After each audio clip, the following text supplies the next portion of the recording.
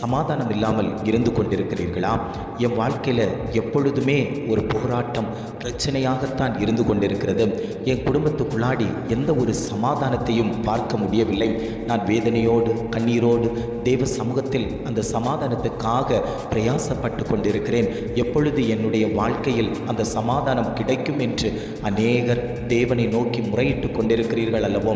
ஆண்டவர் சொல்லுகிறார், உன் குடும்பத்தில் அந்த சமாதானம் நிலைத்திருக்கும் என்று ஆவியானவர் இன்றைக்கு ஒவ்வொரு குடும்பங்களை பார்த்து அவர் பேசிக்கொண்டிருக்கிறார். வசனம் இவ்வாறாக சொல்லுகிறது, உன் அலங்கத்திற்குள்ளே சமாதானமும் உன் அரண்மனைக்குள்ளே சுகமும் இருப்பதாக. ஆண்டவர் குடும்பங்களை பார்த்து சொல்லிக் கொண்டிருக்கிறார். ஒவ்வொரு குடும்பத்திலேயும் நான் சமாதானத்தையும் சுகத்தையும் கட்டளையிடுவேன். சமாதானத்தை கெடுக்க நினைக்கிற பொல்லாத கிரியைகள் குடும்பங்களை விட்டு அது வேறறுக்கப்படும். என்னுடைய குடும்பம், என்னுடைய சமாதானத்தை நான் வைத்து போகிறேன். நான் நேசிக்கக்கூடிய குடும்பத்தில், என்னை அறிந்திருக்கக்கூடிய தேவ பிள்ளைகளுடைய குடும்பத்தில் அந்த சமாதானம் நிலைத்திருக்கும்.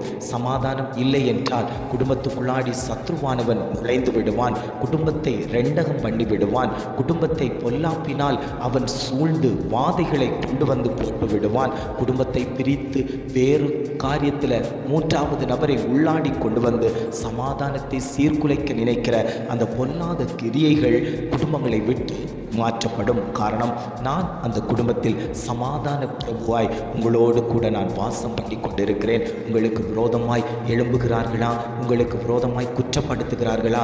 உங்களுக்கு விரோதமாய் அநேக காரியங்களை செய்து கொண்டிருக்கிறார்களா? ஆண்டவர் சொல்லுகிறார், எதுவும் பலிப்பது இல்லை. உங்கள் சுகத்துக்கு விரோதமாய் போராடுகிற நுகக்கட்டுகள் முற்றிலுமாய் அறுக்கப்படும். உங்கள் குடும்பத்தை அழிக்கணும், இல்லாமல் ஆக்கணும் என்று சொல்லிக் கொண்டிருக்கக்கூடிய அந்த கிரியைகள் வேறறுக்கப்படும் என்று ஆண்டவர் திட்டமும் தீர்மானமுமாய் குடும்பங்களை பார்த்து அவர் பேசிக்கொண்டிருக்கிறார்.